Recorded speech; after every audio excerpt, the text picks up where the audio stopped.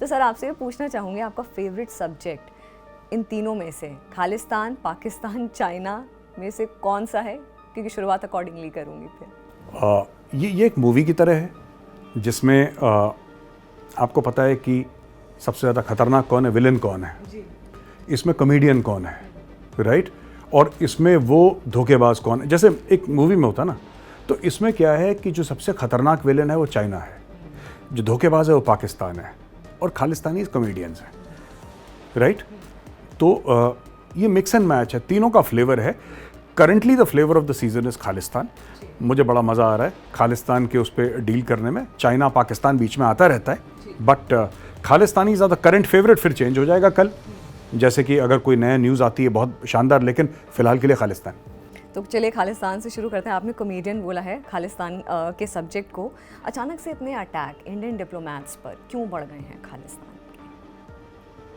क्योंकि हम लोगों ने जवाब नहीं दिया। देखिए, ऐसा होता है कि आप, ये खालिस्तानी हैं कौन? खालिस्तान जैसी तो कोई ज़मीन का टुकड़ा है नहीं, और ये खालिस्तानी वो हैं जिनका वजूद कोई नहीं है। ये झूठी चिट्ठियां लेके, आपको सिमरनजीत सिंह मान का वो वीडियो भी आपने देखा होगा जो कि वायरल है, जिसमें वो कह रहे हैं कि मैंने 30-30, 40-40 हज़ार रुपए लेके मैंने फेक चिट्ठियां लिख के दी और मैंने 50,000 बंदे बाहर भेजे। वो पंजाबी में इंटरव्यू है, बट मैं व्यूअर से ही रिक्वेस्ट करूंगा, आप जाइए वीडियो देखिएगा, तब आपको पता लगेगा। तो इसेंशली खालिस्तान क्या है स्मृति, मैं आपको बताता हूँ। ये एक, आपको हर चीज़ के लिए एक सो कॉल्ड कॉज चाहिए, आपको एक स्क्रीन सेवर चाहिए। खालिस्तान एक्चुअली स्क्रीन सेवर है इमिग्रेशन फ्रॉड का, खालिस्तान स्क्रीन सेवर है ड्रग स्मगलिंग का, खालिस्तान स्क्रीन सेवर है कॉन्ट्रैक्ट किलिंग का, हवाला का, हफ्ता वसूली का। इन सब के लिए एक स्क्रीन सेवर है।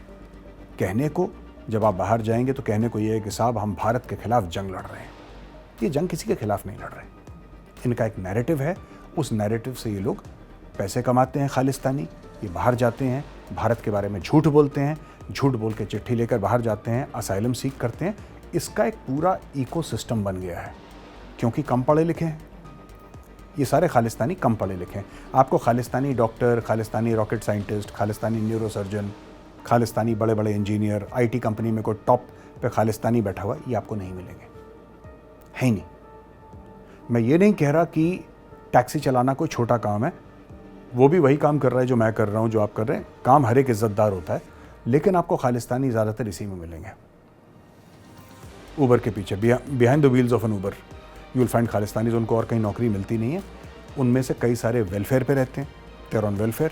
और एक उन्होंने इकोसिस्टम बना लिया है कि पैसा लेंगे, फंडिंग होगी, भारतीय हाई कमीशन के सामने जाके ये लोग प्रोटेस्ट करेंगे, एम्बेसडर के सामने जाके पत्थर फेंकेंगे, ये मोलोटोव कॉकटेल जैसे सैन फ्रांसिस्को के कॉन्सुलेट के ऊपर उन्होंने फेंका था, अटैक करेंगे। ये इनके लिए एक मनी जनरेटिंग स्कीम है, इसलिए अटैक्स होते हैं, because the attacks mean money for them. वो पैसा ऐसे कमाते हैं क्योंकि क्वालिफाइड नहीं है कोई और काम करने के लिए।